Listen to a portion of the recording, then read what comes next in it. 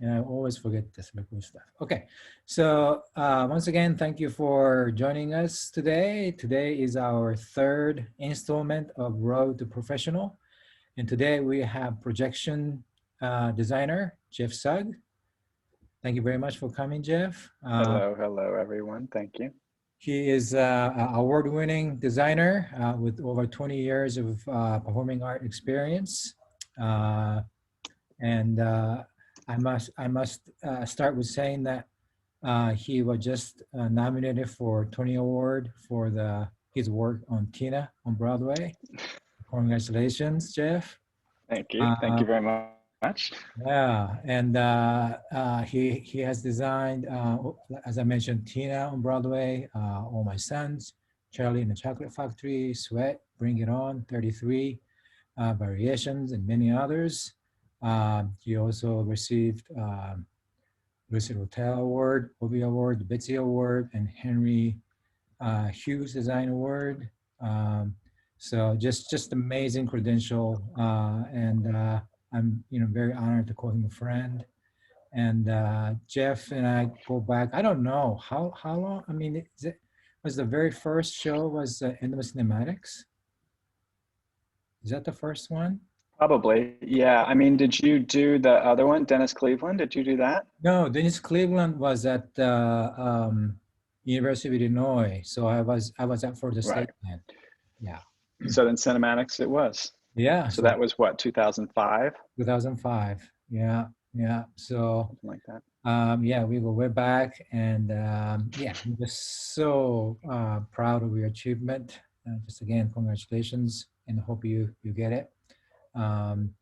So I think Jeff had some presentation he wants to share with all of us first before we get going. So I guess, Jeff, you wanna?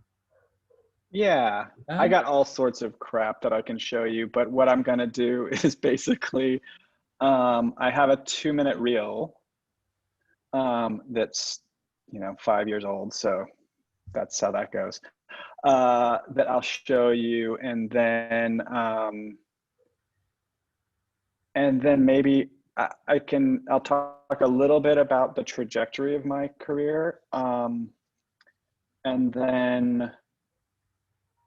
then we can kind of stop, and I'll ask y'all what you're interested in talking about, whether it be the kind of more technical side or the design process stuff, or just like what it's like to be a professional in the theater, yeah, et cetera, et cetera. So I've got some thing here that we'll see. I guess, can you pin me or whatever that thing is called when you do that, so everybody sees this full screen? Oh, well, wait, can I screen share that? No, I didn't get ready for that. Just make me big, whatever that means. Make you big. Are you in charge of this situation? I am, but did I make you big? I don't know. It's not called pinning, it's called the other thing. Hold on. Oh my God, this is a great start to my... Pin, is that pin? Or make you host? There should be a different one. No, there's a different one that's called, what is it called? It's called... Spotlight? Spotlight, everyone? Spotlight, that's me, do that. Spotlight, of course. There you go. Jeff, the spotlight. All right, so I'm gonna change the audio here, and then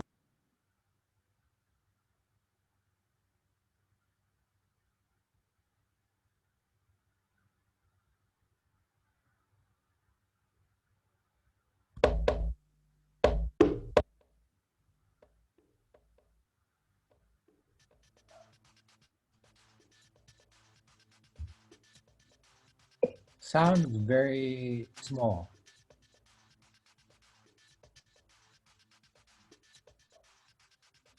I'm having no idea about what's going on.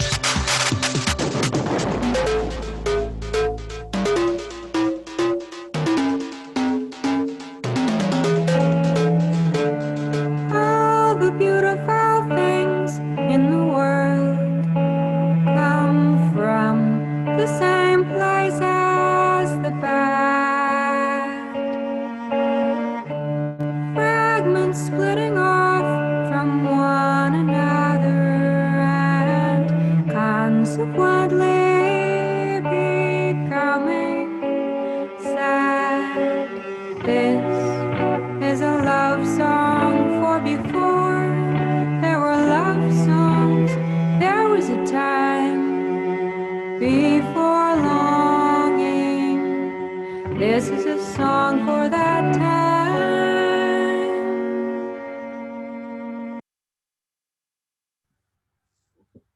All right, so that's Okay. that. Can you hear me again? Yes. Great. Okay, so I'm just going to show you a couple of pictures real quick, and then we can talk like human beings. But these are some things, these are some places that I worked as a youngin. George Coates Performance Works was a place in San Francisco where I worked. And all of the sets were 3D projections. So these are slide projectors and film projectors and video projectors projecting all over this place. And you can see the little people in the middle. Crazy, crazy stuff. This was in the 90s that they were doing this. So it was like 50 slide projectors, computer controlled, and early stuff.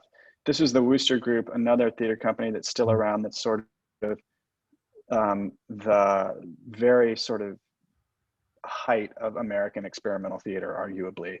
They're based in New York, and they do a lot of stuff with very intense sound design and video design. And historically, they use a lot of TV monitors, like you can see around here, and have switched to more projection recently. These are some of the early shows that I've done. So this is Success of Failure, or The Failure of Success, with Cynthia Hopkins, and I co-designed these shows with a guy named Jim Finley. Stu is a performing artist who made another show that's name I'm gonna forget. Slug Bearers of K-Roll Island. These were all projected onto scrim panels. And then you'll see here in the center of this, a live actor on stage behind that scrim. So kind of interacting with the image. 33 Variations was my first Broadway show, and we kind of projected all over that set. Before it was called projection mapping. Magic Bird was a Broadway play that ran for like 35 shows. Welcome to Broadway. Right, so here you see like the model version and then the real version. And then here again, a model version and a real version. And this is me taking a photo of the model and then, you know, photoshopping in some imagery as a test to make storyboards and stuff. And then the other one. And then here's just a couple pictures from Tina. That's a newer thing, right? So that upstage is a giant LED wall. So all that wispy smoke and blurry business is all LED. In that picture, the no vacancy is actually a flying, what you call it, neon sign that comes in, and everything else there is LED upstage of it. So this is like a great example of actually lighting and video playing well together. So you can see those yellow strips are edge lighting on these scenic portals that would fly in and out over the course of the show. And you can see them in like different positions, right? And that was all LED tape that we could either put light in and just use as light, or we could put video into and use it as a video thing. But so 1, 2, 3, 4 of those yellow strips are all the LED tape. And then the 5th one on the ground is just a yellow line of the video projection on that wall. So you can kind of just not tell which is which. And then here's the sort of bombastic concert business. All right, so that's enough of that for the moment. I'm gonna switch back over to here. Let's see my face. I don't need to be big anymore, but See. so that's kind of the pretty pictures that we can reference, and then kind of my trajectory. Like I started in performing as a kid, you know, and then I went to college for pre-med studying biochemistry. And then 2 credits shy of that degree, I decided that that was a horrible idea, and switched to theater and studied directing for the next 2.5 years and squeezed that out of my college. And during that time, I found out, because I was a work study person, right? I needed to work to be there.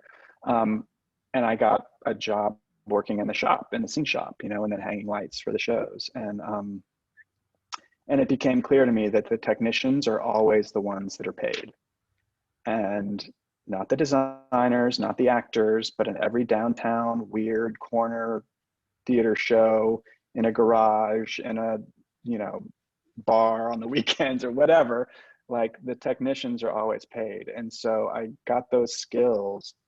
And once I left school, I just got work as a technician, and ended up going to San Francisco for a little bit, and then New York, where I wanted to work at the Wooster Group, and got a job as a master electrician for them, or a technical director first, and then master electrician. And then I also had small theater companies where I was designing our own shows and then designing for dance, and whatever I could, anywhere and everywhere. And then just sort of like slowly got more and more gigs as a designer. And then, you know, before I knew it, or actually it just kind of happened over the course of time, that's what I do, right? There's still shows that people that call me to be a sort of technical advisor. And so I have a pretty substantial technical knowledge too, and I can do that, and I love that side. But design is kind of where I live now.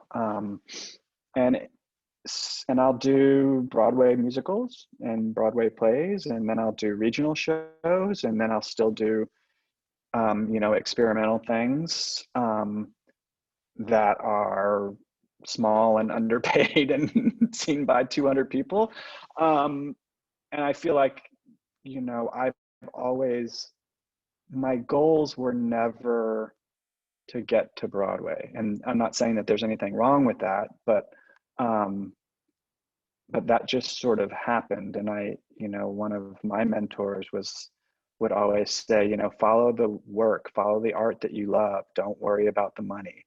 And I kind of found that I just always was working in one way or another. And I think a lot of that was that I was able to pay my bills as a technician when I couldn't work so much as a designer, so that I could stay in the theater and in the performing arts and didn't have to leave that in order to kind of,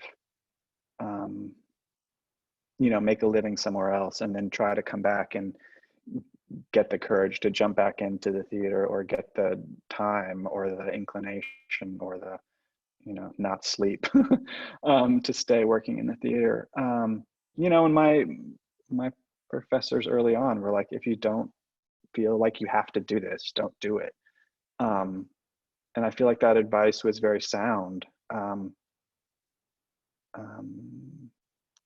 Yeah, so that's kind of, I'll leave it there for the moment. I don't know if you folks are really interested in knowing specific things. I can, you know, but if you ask a question, I can talk for 20 minutes about that. But I kind of wanted to let it be open so that you all we can talk about what might interest you. And if nobody has anything, then I can kind of continue to ramble on, but I wanted to give you the chance to chime in. Sure. Anybody have any questions or anything that you kind of wanted to ask or hear about?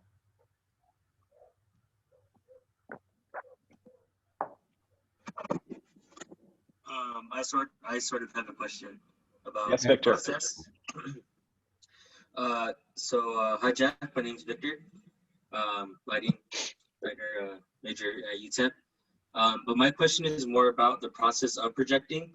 Like, is there a software you use to help you render these images, or like, I know there's a lot of confusion often of like what you can use, what you can't use, taking things off Google. Like, what are sort of like the rules, and what is your process, and do you use anything to help you create images? And yeah, I hope I asked that the right way. Yeah, sure. Yeah, your kind of confusion in the middle of it explains it very well. You know what I mean? It's a very fraught idea, right? So I mean, let's start with the like, what can you use and what can't you use thing. I think there are resources out there that give you stuff for free. And archive.org is a place that houses some collections that do that. The Library of Congress also gives you access to stuff for free, and allows usage of their collection. As long as you're not making money off of it, you don't have to pay them to use it. And that sort of making money off of it thing is a very important piece of information as you go down the road of actually getting the rights to use things. But then there's also this thing where so we'll use Google Images and whatever as sort of reference stuff. And then I would say at this point, like 90% of the stuff that I use is handmade. So we'll make it in Photoshop or After Effects. Those are the big tools. Sometimes stuff is made in Cinema 4D or other 3D generative software like that. So that sort of like Adobe suite is the very general building blocks of that material. You know, and you can use those Google images as reference and show them to the director or share them with other designers as like getting ideas. And then I like to, you know, get out my camera and shoot stuff. And I do, you know, you can even shoot stuff on your phone these days. And I've used footage that I've shot on my phone on stage. Like, I have no shame about that. I don't care. You know, I also have a fancy camera that I can shoot stuff with and do that.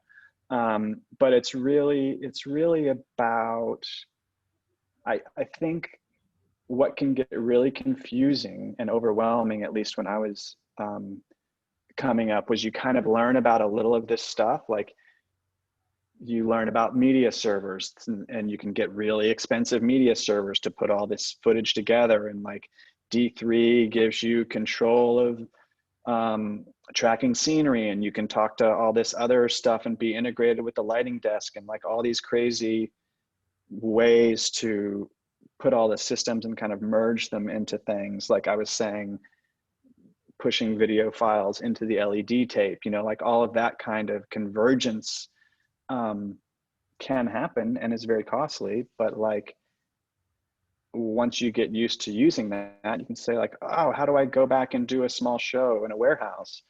And the answer is you use Keynote or PowerPoint, you know, or you use QLab, or you use Isadora if you want to like deal with the module based things.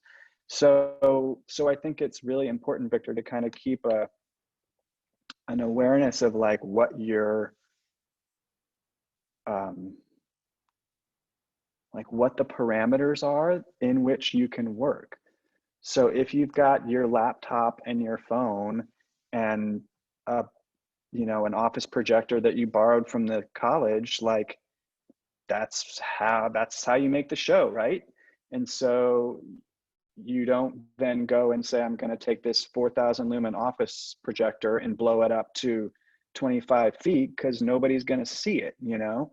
So like you say, then I'll use a small screen, and I'll use QLab, or I'll use Keynote, or I'll use whatever sort of basic software I have. And then and kind of develop the constraints that fit your system. I mean, I'm a big fan of like, these are the rules that I have to play in order to make this work. Because otherwise I get caught up in all of the things that I can't do because I don't have a bucket of money sitting there. And then all of a sudden you're lost, you know? It's the same thing like the show I'm sure you've designed with like 6 par cans and 2 clip lights. It's the same idea for video design, you know, like you don't need a giant projector, you don't need a giant screen, you don't need an LED wall. You can just, you know, get the 6 laptops of the people that are working on the show and go full screen on all of those and lay them out on a table or something. You know, there's ways to kind of assess the toolkit that you have available and to kind of go from there. And I think that's kind of a beautiful challenge that actually squeezes more creativity out of us, and as opposed to just sitting there as a tool to like crush our spirits. But I mean, start with the Adobe stuff. Like Photoshop is pretty easy to kind of start to understand, and there's a gazillion tutorials of young Russian guys teaching you how to use it out there. And like and the same with After Effects and Premiere and all of those things. But they're all, none of those are insurmountable, I think, learning tasks on your own. And as you know, I never studied any of those in classes. I just kind of learned them because I had to. And we all used to use Final Cut Pro, and then it changed whatever 10 years ago, whenever it did its stupid remodel, and like everybody had to switch out of that because nobody could use it anymore. So you can teach an old dog new tricks. Are there resources and stuff for people from the beginning? I don't know, Laura. I don't know how much of that there is. There's some, the American Theater Wing did some interviews with me and a few other projection designers that I think are useful, because it kind of just goes and talks to all of us in our studios, and we kind of explain how we do things. And I think that's helpful. And then, my advice for the kind of more technical side is just like, start to get the junk in the room. What's really useful, especially when you're integrating projection, is the sooner you get it into the process, and the more successful it's going to be. If you adhere to the model where you rehearse in a vacuum and then you try to tech in the video stuff for a week, or not a week, in college it's like a day and a half probably, right? So like, you're not going to tech in all your video on a weekend and then have a good looking show on Saturday night. Like, it's just not going to happen. It's going to be messy and weird. And the more you can think about those ideas as you're rehearsing and develop them during rehearsal, and try to start working, like, especially if you have cameras or stuff, like work with the camera in the rehearsal space and have a TV there so you can like plug the camera into the TV and see what that's like, and really try to like start to speak a common language with that technology. Because I guarantee you, everything that you imagine a projection is going to look like in your mind is not right. Like, to this day, we'll talk to a director or whatever, and you still have that idea where you're like, oh, we've got a wall and we're just going to project wallpaper onto it and then it'll look like it's a room. And you do it and it's like, nope, it just looks like you projecting wallpaper onto a wall and it looks stupid, so don't do that, and you learn that time. But it's a really mysterious, in the same way that light behaves very strangely when you do strange things with it. Projection is very counterintuitive between your mind's eye version of what happens and what you see on stage, and a lot of it has to do with just practice. And the more you can practice a show in the rehearsal room with that technology, the more successful you're going to be at having a artistic integration of it into the show. Thank you.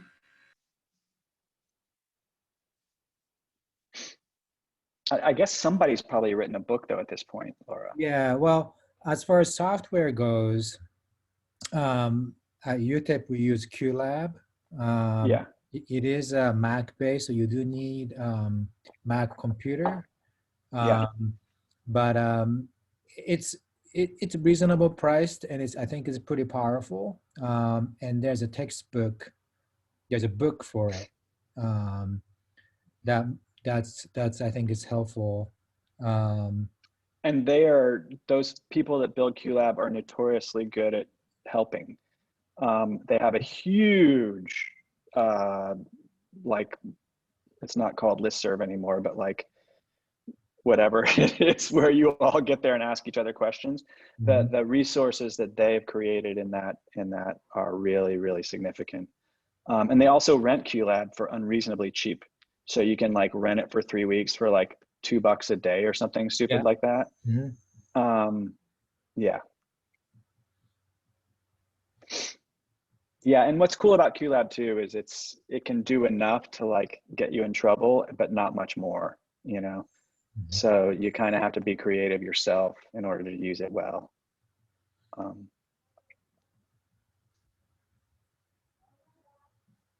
So what do you think about, I guess, oh, right here, the today's new movement as far as like XR, or AR, mhm. and then there's this sort of a new, quote unquote engines like Unreal or Unity. Um, I mean, do you use any of that stuff for your work? And how do you feel about, I guess, from your theatrical point of view, and this sort of a XR world? Um, I mean, well, let's start with like Unity and what's the other one? You just said it, but it doesn't matter. Unreal. Um, yeah, so like that stuff is super useful, right? Like it's creating three-dimensional worlds for people that don't know. It's basically it's software that I'll do it like it's basically like software that you could use to make a video game, right? So you can create a whole world in there and you can create a landscape and create buildings and put people in there and all this sort of three-dimensional reality, but then you can take a little camera and move it through your world. So what I used to do would be to make scale models and then take a little spy camera and move it through those models. It's a version of that, right? It's a digital version of that. Super cool and super useful, like, is it the new way to make scenery? No. Like, is it a way to do what it does? Yeah, I don't know. I like that stuff. I I guess, Hide, I've been told too many times that like scenery and theater and whatever are totally never going to be the same after X happens. And it's just like, it's not fucking true, like people want to get in a room and be together. That's my experience of it. And right now it's really hard to do that. So I think people that have gotten over the hurdle of, oh my gosh, I can't make theater, and are kind of experimenting with that, are doing some really cool stuff. Mhm. People were already doing some really cool stuff with that. What I think is interesting about the augmented reality, and for those that don't know what exactly that means, it's like the thing where you hold your camera, like you have a picture on your screen and you hold your camera up to something and it shows what your camera is seeing with some extra stuff. So it's basically like reality plus. I think that's interesting as a way to just sort of integrate live cameras into performance. What people don't know is when they watch events now, like when they watch, pre-recorded versions of concerts, there's extra content in there that's thrown, that doesn't exist, when like everybody sees that video of the whale floating through the gymnasium and they're like, wow, how did they do that 3D thing? Like, they don't. That's Right. totally fabricated. And when you see pictures of like I don't know, like a video game rollout or like a Ariana Grande concert, and there's like crap floating in the air, like out in the middle of nowhere, and it's like spinning and rainbows going across, and it's like, how do they do that? And you're like, they don't. It's all canned in the broadcast afterwards. But that's cool. There's some real interesting stuff being made there. I don't know. I find I'm a little jaded in that stuff. I mean, I'm also frankly like having a really hard time making work right now. Like I've sort of regressed to I want to build things with my hands, and like I borrowed a welder from a friend and like am reteaching myself how to weld, and I got like a metal bending thing for the bench top in my studio, and I'm like making paper towel holders out of steel rod, you know, like this is what it's come to for me. So so I have chosen not to engage in kind of what a lot of people are doing with that stuff. And I don't know if that's just because I'm 48 or if it's just because I'm like actually an 85-year-old guy inside, you know. Um, but I think what's cool about it is that this has given people an opportunity to really kind of dive in a way that, in a useful way, where they can really be like, well, this is what we have to do right now, so let's go give it a shot. Because there is some cool stuff to be had there, and it's like maybe actually VR will have its day if we all stay in our hotel rooms. Yeah, no, that's not where we are, in our houses, you know, in our apartments, for the next 3 years or whatever this turns into. But I think, you know, like this Disguise D3 has done this whole thing where they're making, I guess their thing is called XR. Is that right? But basically they have a Studio. floor and 3 walls of LED wall, and then they put newscasters or actors or whoever on that, and it pop stars because that's who can afford it. And so there's actually LED content on those surfaces, and then it gets augmented and expanded outside so the camera tracks around and it sees the camera, the machine knows that the camera is tracking, and so the content shifts to adjust to it and stuff like that.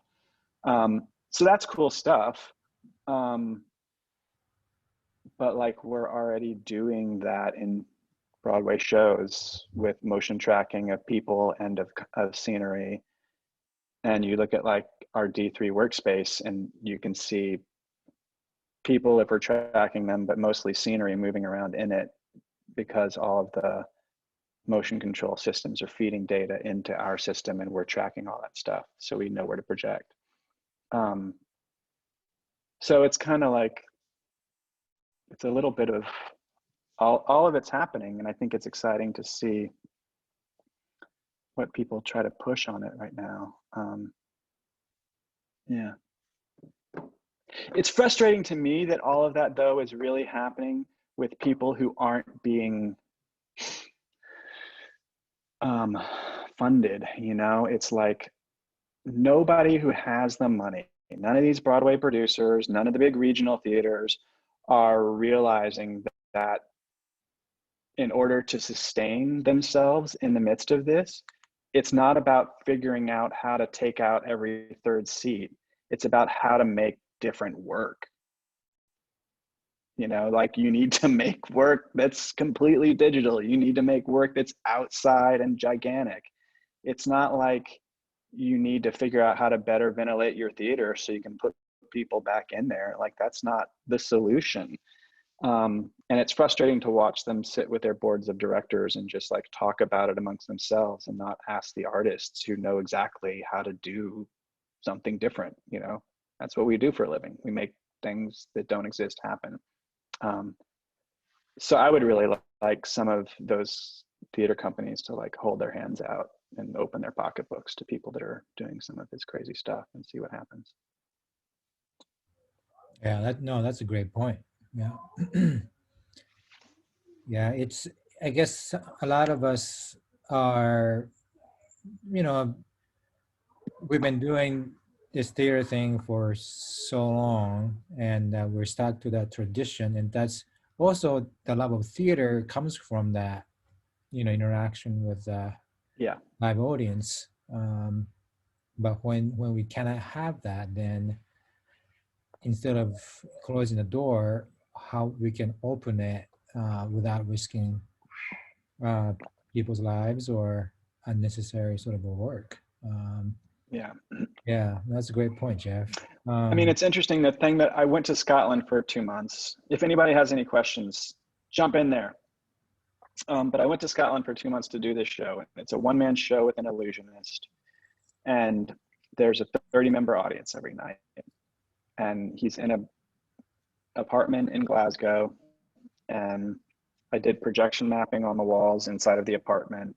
And it's a 3-camera setup. So there's one person operating a camera, and then there's 2 robot cameras that we have presets on and do automatic switching between all of those.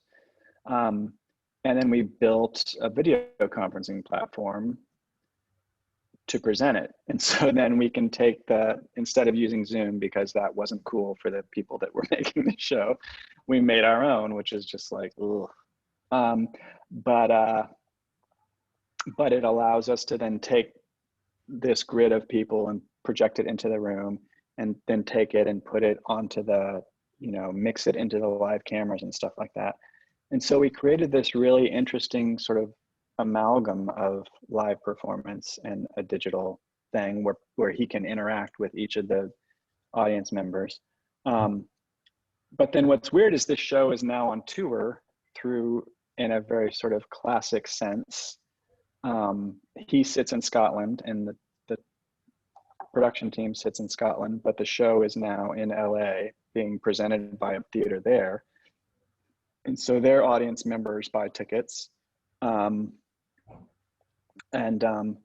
so it's kind of like this new style of theater making being presented in this old style of touring.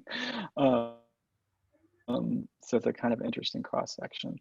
A brand of projector. I mean, for theater, your best friend is probably Panasonic. Yeah, the lasers are very quiet, and you can douse them, so you can turn them on and off at this point. So you can get, if you're doing a play, you can turn the projector completely off and have it be silent, and you can get it on and back up to full brightness in, I think, 9 seconds, and it'll shut down in under 10, depending on how long it's been on. Who's the other? Epson also makes laser projectors that are a lot cheaper and smaller and quieter, but their turning off isn't so great. I think it's gotten better. They also used to do this thing where they would turn on and be a hue of green for the first minute, and then that would change, but I don't think that happens anymore. But yeah, Panasonic is kind of the go-to if you've like really beautiful projectors, or Christie, but they're loud, and but if you can put them in a room and lock them up away, acoustically lock them up, that's what I would go with. Yeah. Yes. Yes, sir. Hi, my name is Julian, and So my question for you is so I'm guessing that you've kind of with projection you've kind of worked with projectors and LED boards alike. Mhm. And so my question to you is how did you transition from oh, by the way, you're going to be using an LED board or LED wall panels. How did you kind of change to it? How did you learn how to switch over your knowledge from traditional projectors onto LED walls? What was your process in that? Well, generally it's me who's asking for those changes. They're not being prescribed to me. But trial and error, my friend, trial and error. What's really important to know about LED walls as you get into using them is that they are, very bright. And the pixel density becomes very important, right? So they're measured, their resolution is measured in what's called pitch. And so the smaller the pitch, the higher the resolution. So that's the millimeter distance between each pixel. And what I found is that what is really, really useful, as long as you're on a wall that's 6 millimeters or higher, especially in theater, is to put an RP screen right in front of it. And then essentially what you're doing is you're using each of those LEDs as a micro projector. And depending on the pitch of the wall, you want to get that RP right up against it, or maybe like a 1/2 inch off of it. but it takes this sort of, assuming you don't want this sort of digital rock and roll look of an LED wall, it takes that off of it and makes it feel a little bit softer and more like a projector. It also allows you, the big problem that you run into with LED walls is their fades are horrible, right? So they basically, like, if you think about an LED light bulb that you use and how it fades, it's like really great until it gets to under 15% and then it just dumps off. So if then take like a million tiny versions of that and put it in front of you and try to fade that baby down, like it looks horrifying. So there's this threshold at the end of it that you really have to learn to manage, and that has to become part of your content design. So the LED or the RP in front of it really helps manage that because you can smooth out that fade. But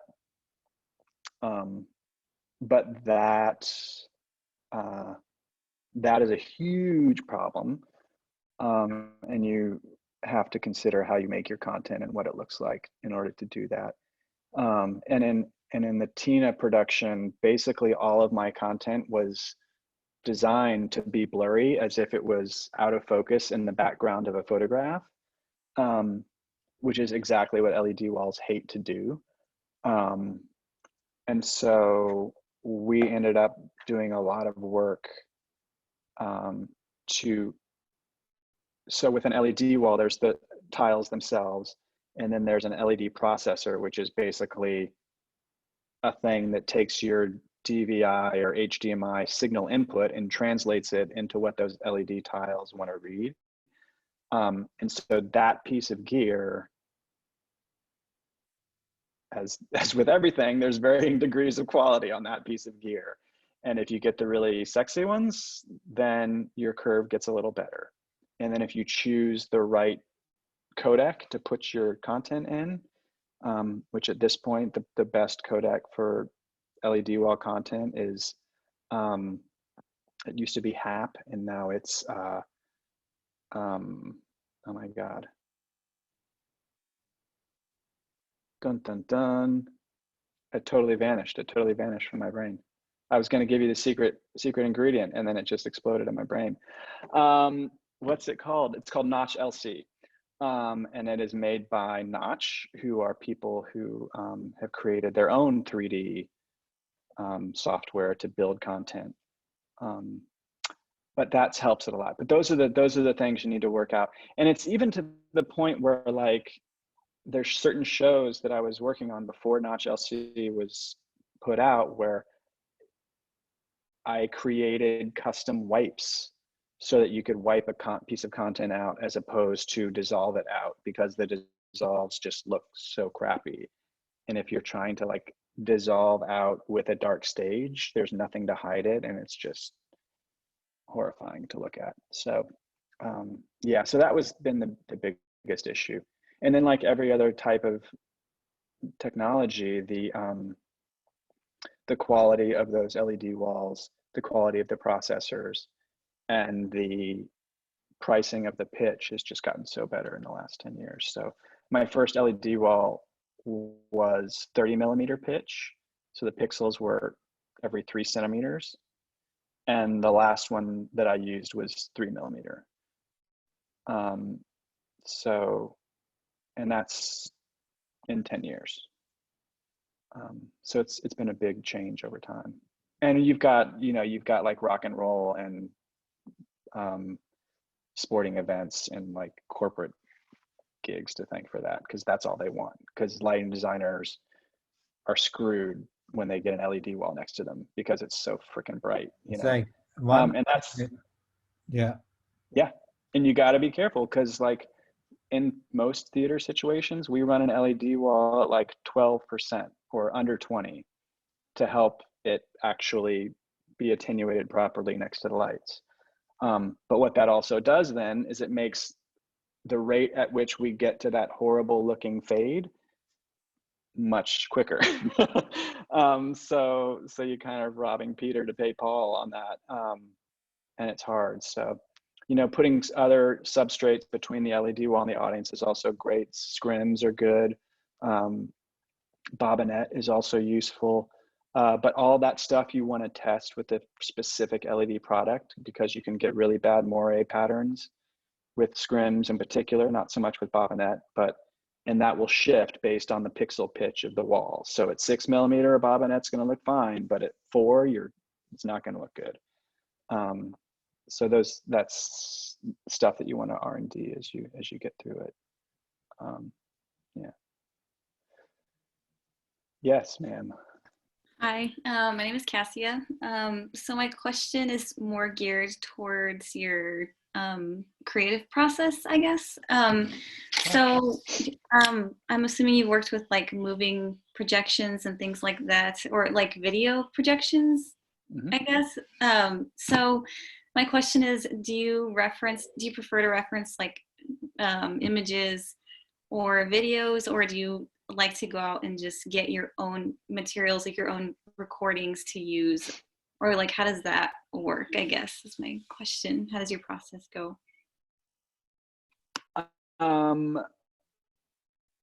Whenever possible, I like to shoot it myself, because it's always going to be that much closer to what you actually want. You know, you can spend hours in your apartment looking for the right clouds, and turns out if you look out the window, they might just be right there, you know? So it's really important to kind of keep an eye on that. I'm going to show you a couple more things that speak to that. Actually, yeah, I'm gonna go back and do this thing. Should I put you on the spotlight again? Yeah, put me on the spotlight again. So this is a thing that I did for an orchestra, but like that kind of is stuff that I taught myself. And then that content is content that I found from the Library of Congress. And then here you can see, so like this, the green oily bits is the content that I used in this kaleidoscope. And the sort of blue and yellow food coloring in the milk is also stuff that I overlaid on top of that. The bottom left here, this is just some lines that are put inside of a glass, 5-sided glass wall prism that I made and then put a camera on top of. And then the bottom right is a flashlight on a turntable shooting through some prisms at the wall that I videotaped. You know, so that's some examples of just like homemade content right there. I'm just gonna, this is kind of more specifically about storyboards, right? So on the right there are me just sort of making, obviously some pretty low budget pencil drawings of what this sequence should be. All of those white things represent screens. And then on the right side are me going and getting still images from movies, from whatever, and sort of starting to fabricate some actual storyboards. And then in this particular situation, we have these like fighter airplanes. And so what I ended up doing was getting my animator to do these 3D animations. And so we bought models of fighter planes and some cloud structures that he made, and he would do flyovers and capture those of these various planes, and then we put that into let's see, do I have this right? So this is a more sort of significant storyboard of what that might look like inside the theater.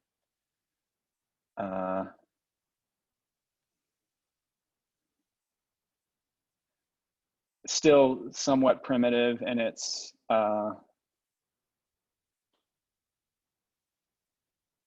but it gives you an idea of kind of like what the thing will look like. So that's kind of the gambit of what we're trying to do, and as far as how we show it, you know, so some of that's so that I can see it and have an idea of what it looks like, but a lot of that's so we can show it to the director and she can have a sense of what it is, and give notes based on that. And then, you know, kind of going back to what Victor asked about, like, how do we then make this stuff? So that was a combination of Photoshop and After Effects and Cinema 4D for the 3D things, all kind of merged into one piece. Yeah, so it's kind of like whatever tool you need to get there.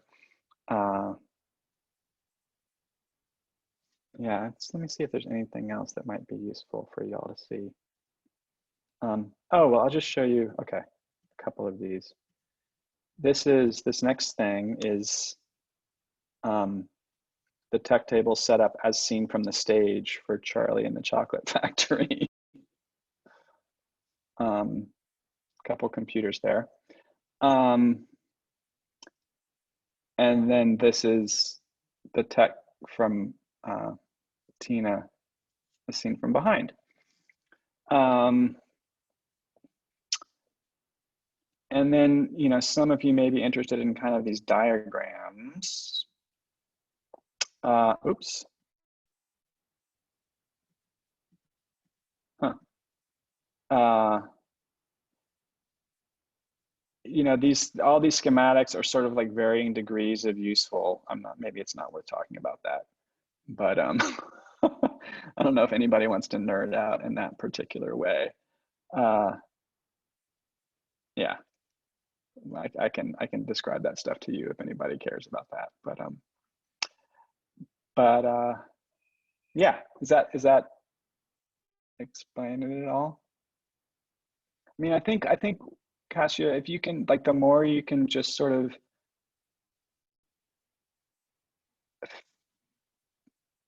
if you're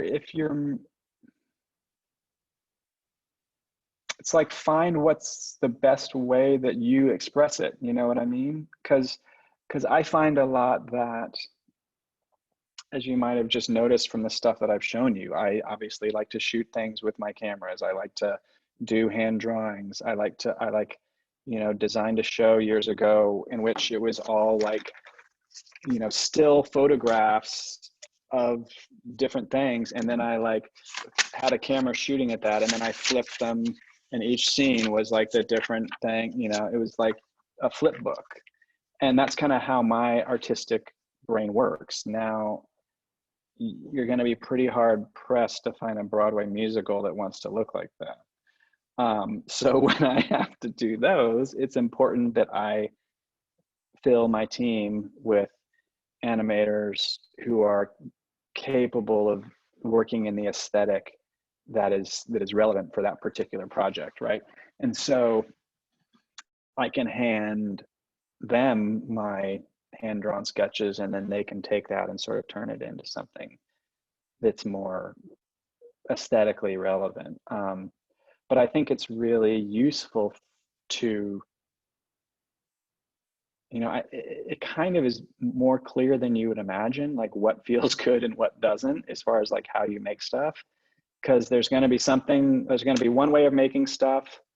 And let's say it's, for me, it's like working in a 3D Cinema 4D environment or something. And it's like, that's going to take me a week to maybe start it. And then there's, you know, drawing pages and pages of stop animation, like that'll take me 20 minutes to get started, and I'll stay up all night doing it. And so you can kind of see what you want to actually do, and work, try to like flex those muscles. And when you don't know, it's really about going out and doing research, visual research, to try to find it.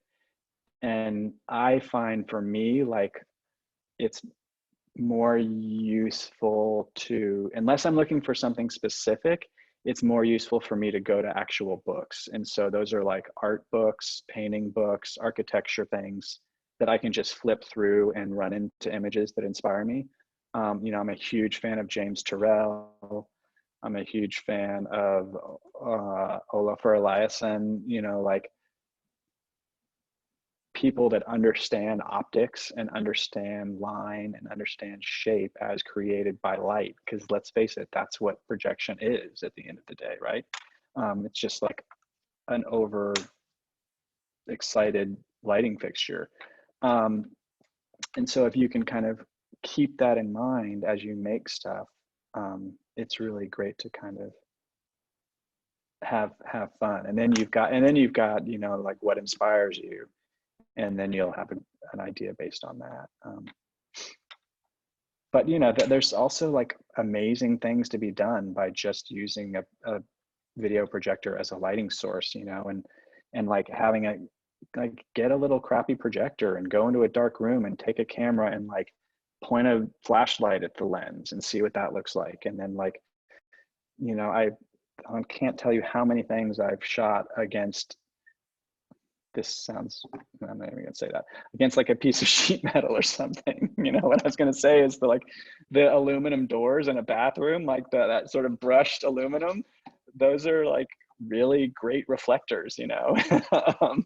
And so that kind of stuff is really fun. And maybe that's not the end product, but it's an atmospheric thing that you lay over the top of a piece of content. You know, in the way that J.J. Abrams has like lens flares all over everything that he's ever done, like adding a little schmutz on top of it really goes a long way. And it also goes a long way to kind of make a piece cohesive, right? So like you can get all these disparate things, but if they all have the same schmutz on top of them, then it's kind of a design idea. So it's the same, like you want to develop a palette in the same way that you do for lighting. Like, you know, you don't want to like make a play where every scene is 15 different gobos and like, you know, 12 colors. Like it just looks like trash. You want to have some sort of concerted ideas about the structure that you want to work in. Yes, Ian, stop me. I was wondering if you've ever used projectors to kind of like stand in for lasers. A little, yeah. You need a lot of haze to do it, but it can do the job. It's interesting because it becomes kind of annoying because you really have to get into like Photoshop or After Effects or something and like move a bunch of points and lines around, which can just be boring to make. But it does become very effective very quickly, and just like thin white lines tracking back and forth in a field of haze, you know, then at that point is when you really want to start managing the placement of your projectors, right? In the same way that you would manage the placement of a lighting fixture or a laser in that particular application, you really want to be mindful of that, because you can do some cool stuff with projectors, like under raised decks, or like at the back of the stage pointing into the audience, or like on the fifth electric pointing down onto the deck and kind of sweeping back and forth across, and or at side lights and boom positions, you can do really cool stuff. But yeah, I mean, projectors on booms is pretty good looking, because then you don't have to worry about what you're actually, the image you're projecting. You're just using them as space creating dimensional fixtures. You know, it's just like you turn on a bunch of haze and put a polka dot gobo across the stage. Like you never want to see it on the ground, but it looks pretty cool in the air.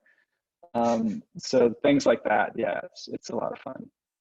But you don't figure that out until you go look at it. You know what I mean? It's like, so I do love to like get a bunch of folks in a dark theater for a day or something, and get 5 projectors all on long cables, a couple of laptops, and like a smoke machine and a hazer and some fun stuff like that, and just like play around so you can start to sort of break the way that your brain thinks about projection. because most of what you see out there, most of what projection designers do, let's face it, it's horrible strategy, and it's not useful, and it doesn't serve the play.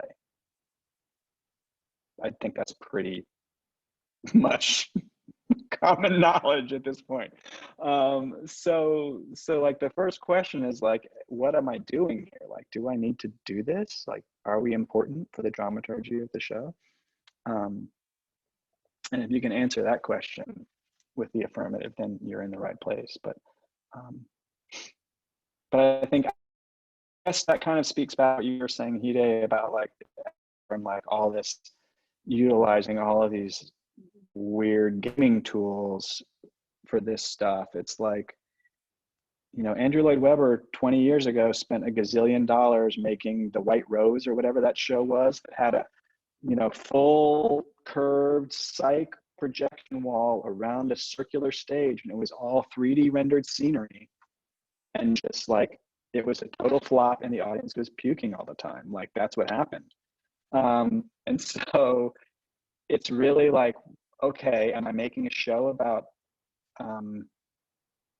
you know, like a cyberpunk sci-fi novel? Then great, let's like have some really weird 3D worlds in there. But like, am I doing Chekhov? Then like, not sure it's necessarily relevant. I mean, there's a version of Three Sisters that has that stuff, but you know. But yeah, I think it really goes back to like, what's the dramaturgy of the piece? What are we trying to do? And like,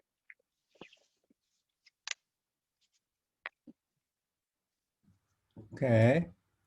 Is there any other question? It's always, you know, time flies when we do this. It's already a little bit past 4. oh wow. Yeah.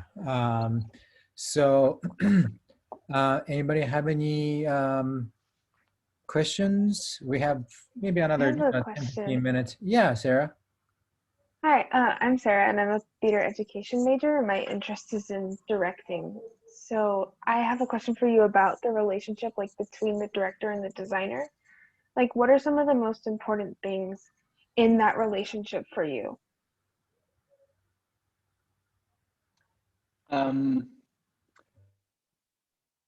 The designer director relationship, right? So the most important things are, first, it's really important to get a sense of how visually, how the director that you're working with thinks visually. Do they think visually? Are they able to look at a rough sketch and extrapolate that to the idea that you're discussing? Can they look at you know, the ubiquitous paper napkin drawing and understand that that means something different in real life? Or do they need like a rendered pretty version of it in order to understand it? It's important to kind of get that information pretty clear pretty quickly, so you can accurately describe what you're talking about. That's a big thing. I think along those same lines, it's also important not to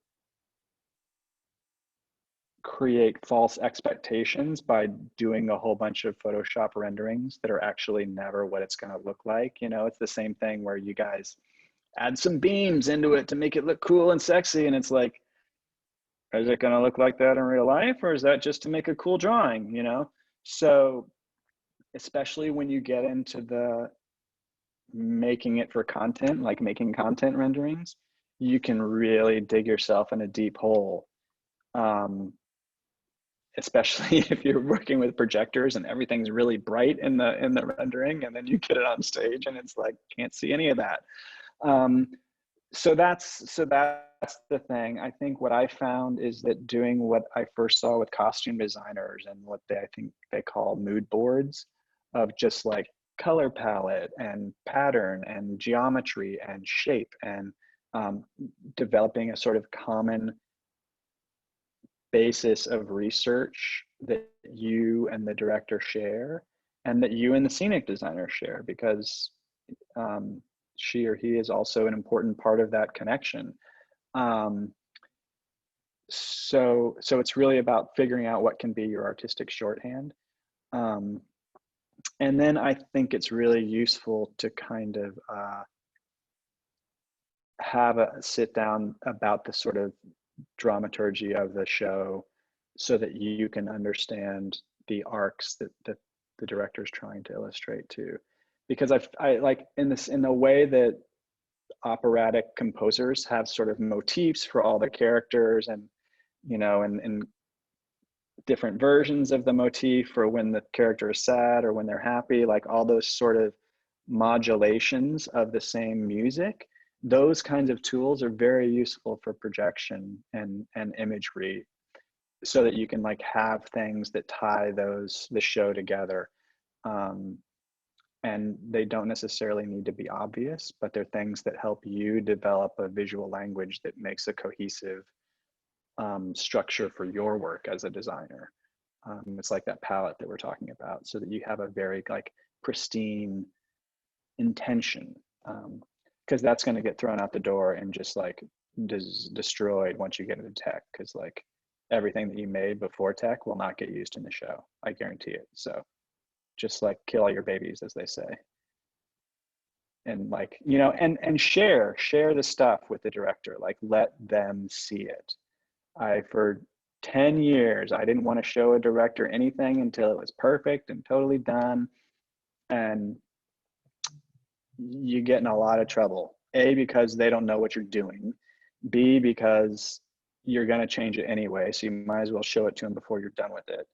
And C, like they're annoyed because you haven't showed them anything, So it really is keeping those doors of communication open so that they see things as they're being created, so they can give you notes sooner than later, so you can adjust accordingly. Yeah. Thank you. Yeah, but it's like, get versions. There will be a million versions, Like my favorite thing is sort of, content name final version 10, It's like it's never done. It's never done. No, this is really the last version, like it just keeps going. Good. Anybody have any questions? Any more questions? I guess, so we have a few more minutes. So I guess, Jeff, my last question maybe for you is, I guess the last word for the students who are, some of them are, graduating very soon. Some of them are starting out as a freshman, but throughout your career, and you had, like many of the students had a humble beginning as a student as well. What would be sort of a word of advice as they move through the education into a professional world? I know it's a big question, but from your experience. I would say, make a plan, make that 5-year plan that everybody tells you should make. Like, go ahead and do that. It's worthwhile, like, to have some goals set out. It's worthwhile to like make a 10-year plan if you're so bold as to do that. I would say absolutely reach out to anyone whose work interests you. Like, their email is going to be out there somewhere, and ask professors if they know them or whatever. Like, it's a small world, and I have found almost without exception that people are very willing to be helpful and to help navigate. Like, my first Broadway show, I'd never had a Broadway contract. There were very few projection designers that were part of our union at that point, and so I didn't know how much to charge, and I didn't know. And and I had a mentor who'd done a lot of work. We never actually met in person yet at that point, but I called her and I was like, I need, like, how much do I charge them? And part of that is like, how much is too little, like, you don't want to be the person that's setting these precedents where, like, well, I had a projection designer that did a show on Broadway for $7,000, so whatever. And it's like, there's a like a, you want to do the work because it's there, but you also want to respect your worth as an artist making ideas, and the worth of your fellow artists who are doing it too. um, you know, it's like we make things from nothing. Like that is an incredibly difficult and vulnerable and like emotionally difficult thing to do, you know? And it has value, and like artists can self-perpetuate this like starving mentality and like undervaluing ourselves. And I think it's important to be aware of that as you keep going in your career. Like, yeah, I designed shows for $500 for free, for $750, whatever. I did everything I could for a very long time. But there's a point where you kind of have to also show up for yourself and be like, actually, I am worth this money, so pay it. And that has taken me a very, very, very long time to do. Like I'm 48 years old, and I've just kind of started doing that in the last 2 years. Um, and I think the other thing too, Hide, it's like show up on time for real. Like fucking show up on time. No joke. And if that means that you show up a half an hour early because you're always late, like then show up a half an hour early, you know, if that's what gets you there on time. Like just do the work. Try not to complain about it.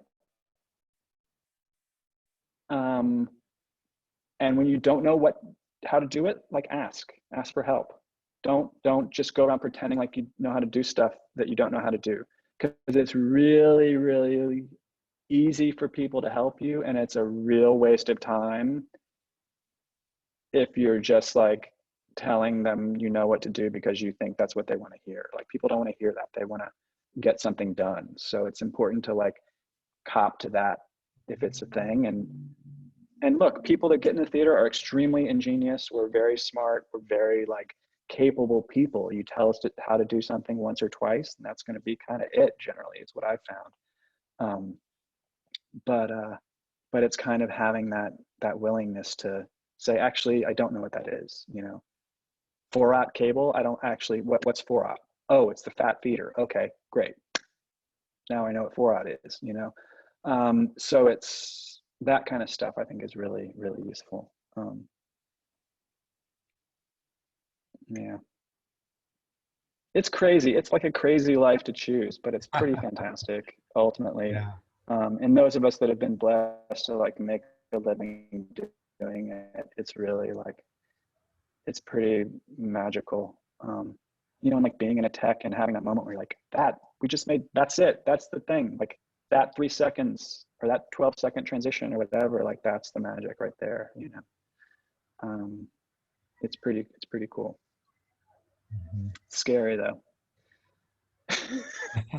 I'll leave you with this one little story about money. So I'd been in New York. I moved to New York with $4,000 in 1997. And I was like, all right, I got, you know, that'll get me through 2 months, maybe. I don't know what I thought, but so I got to like get some work, stat. And I had gotten some stuff lined up and whatever. And I was doing some electrician work on events, and I got a thing. And like, it was the 10th of the month and I had no money in the bank. And I'd gone to the place to get the check in my hand to like go deposit it.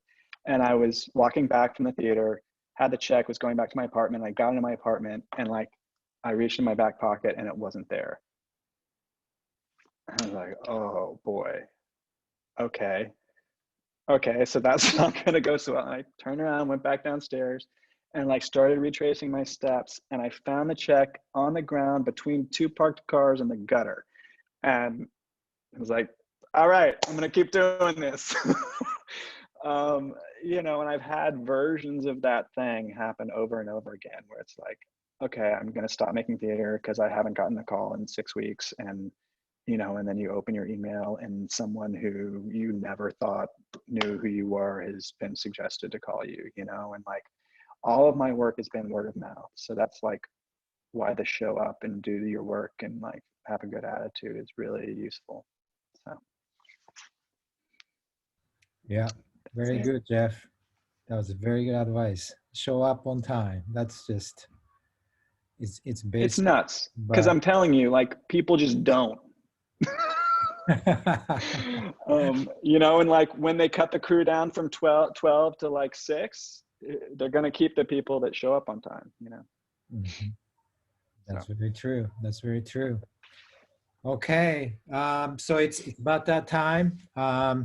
So I guess if nobody had any more questions, then oh Can I just say one real quick thing? yes, yes, I Laura. just wanted to yeah. say thank you very much because I teach theater at a high school, and um, the resources out there are expanding while people are not working, which is awesome. Not for you guys, Cool. obviously, but you know, it is Yeah. very helpful to have professionals talk to students and also just have a better understanding of what that world looks like, because I teach high school, so you know, Hmm.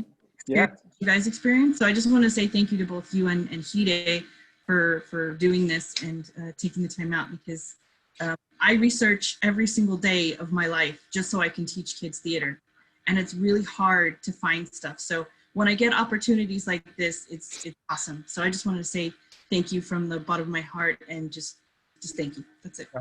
It's a super pleasure to be able to do it. Thank you. And you know, and Hide has my email, and like if y'all need things or like have more questions, Laura, or as you all get out of school and are like, do I go to New York or do I go to LA, or do I, you know, work for a regional theater and take a real job, or do I, you know, like whatever, you give them my email if they want it. It's like totally cool. I consider it like an honor and a privilege to be able to sort of share what I've gotten. So yeah. That's great. Thank you, Jeff. Mhm. All right. So yeah, I guess it's that time. So again, thank you, Jeff, for your time and your you know expanding of knowledge and wealth of experience, and to share that with us. And yeah, you know, please take care. And I guess you and I actually have another meeting tomorrow, so we'll see each other again. Um, Yeah. yeah, for those of you who joined Great. us today, students, thank you. And you know, please be safe. It's a very difficult time that we live in. So take care and have a great weekend. Yeah. Thank you. Thanks everybody. Thank you. Thank you. Yeah. Take care. Pleasure meeting you. You as well.